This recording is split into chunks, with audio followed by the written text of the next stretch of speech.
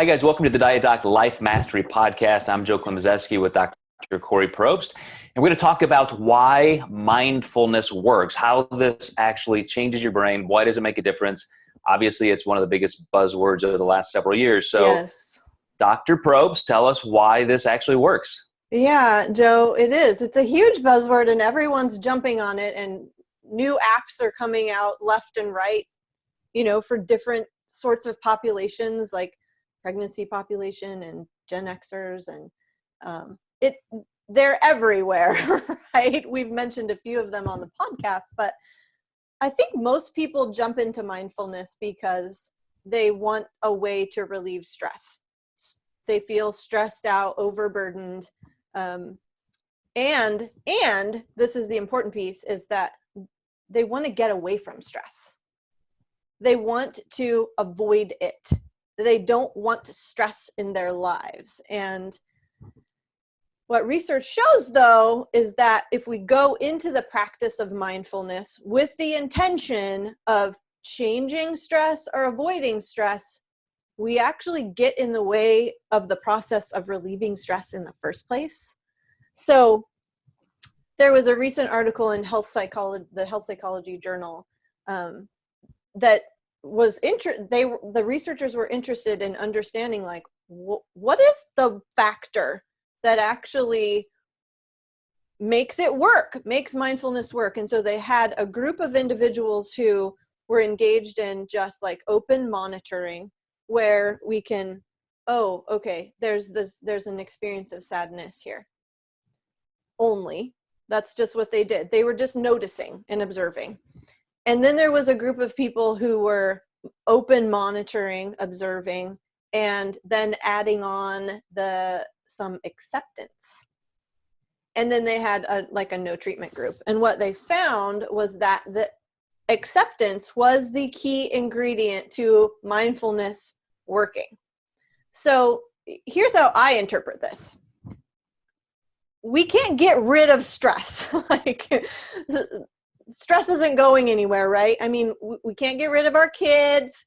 We can't get rid of job deadlines. We can't get rid of the high mortgage unless we move out of our house, but that's a whole nother stressor, right? We're not going to get rid of traffic. So those are not going anywhere, Joe. But what we can get rid of is the grasping for and the striving to get out of our feelings in the first place. So what acceptance does is, when we notice that we're having an experience of anxiety, for example, that we let it be there. And what the process of it is to say, okay, it's here. This isn't comfortable. It's not ideal. And yet, this is the present moment. It's not judging it in any way in terms of being bad or awesome or, wrong or right. There's no valence to it. It's the noticing, okay, this is here. This is an experience of anxiety, and I'm still okay. I was struggling with this exact thing last week, and I had to put a lot of mental energy into this because I had thought I, quote, kind of cured myself of the anxiety of one particular situation. Mm-hmm. And it was because, in my definition, there is the, level of expectation you have, and there is the outcome, and that distance is where you're going to be content and happy. And if they are expanding further apart, you're not going to be happy. You're going to have anxiety over that. So I had an area where I thought, mindfulness, I'm working on this. I'm making sure my expectations are in the right place, and I'm so good. Then I got into a situation where I'm like, wait a second, now the outcomes are actually improving. This is amazing. So I can let my expectations be higher again. And then all of a sudden, things started gnawing in, and those same old feelings came back. I'm like, wow, mindfulness didn't, again, quote, cure this. It made me aware, and I was able to manage it. And now, like you said, there just has to be some acceptance. I don't want to get into the whole, life is just suffering philosophy, but you have to realize that there is suffering involved, and everything is not going to be roses every day. Yeah. So acceptance, if we were to just like put it in a small container, is a non-judgmental attitude. So in your situation, it's like, oh, this is here. All right. Okay, I can let this be here. I don't have to like it, but I'm not going to judge it as being not okay or bad or there being something wrong with me because it's here.